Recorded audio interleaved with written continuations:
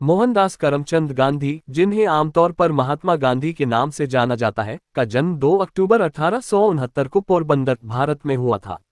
उन्होंने अहिंसक सविनय अवज्ञा के माध्यम से ब्रिटिश शासन से स्वतंत्रता के लिए भारत के संघर्ष में महत्वपूर्ण भूमिका निभाई। यहाँ एक संक्षिप्त जीवनी है। प्रारंभिक जीवन। गांधी एक हिंदू परिवार में पले बढ़े और उन्होंने लंदन में कानून की पढ़ाई की। उन्होंने दक्षिण अफ्रीका में एक वकील के रूप में काम किया, जहां नस्लीय भेदभाव का अनुभव करने के बाद वे पहली बार नागरिक अधिकार सक्रियता में शामिल हुए। अहिंसक प्रतिरोध। गांधी जी ने सत्याग्रह की अवधारणा विकसित की, जो अहिंसक प्रतिरोध का एक दर्शन है। वह सामाजिक और राजनीतिक परिवर्तन प्राप्त करने के लिए निष्क्रिय प्रतिरोध को एक शक्तिशाली साधन के रूप में मानते थे।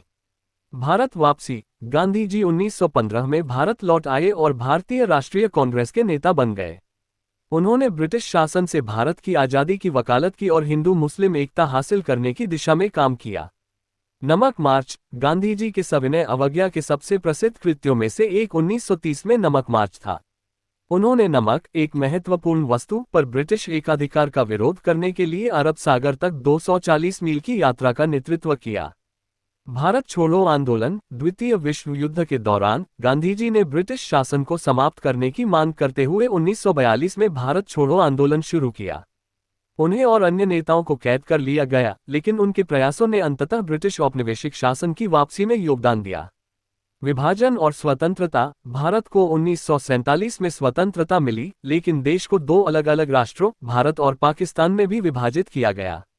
गांधी जी ने विभाजन के साथ हुई हिंसा का विरोध किया और हिंदुओं और मुसलमानों के बीच शांति को बढ़ावा देने के लिए काम किया। हत्या। 30 जनवरी 1948 को नई दिल्ली में एक हिंदू राष्ट्रवादी नाथूराम गोडसे द्वारा महात्मा गांधी की हत्या कर दी गई थी।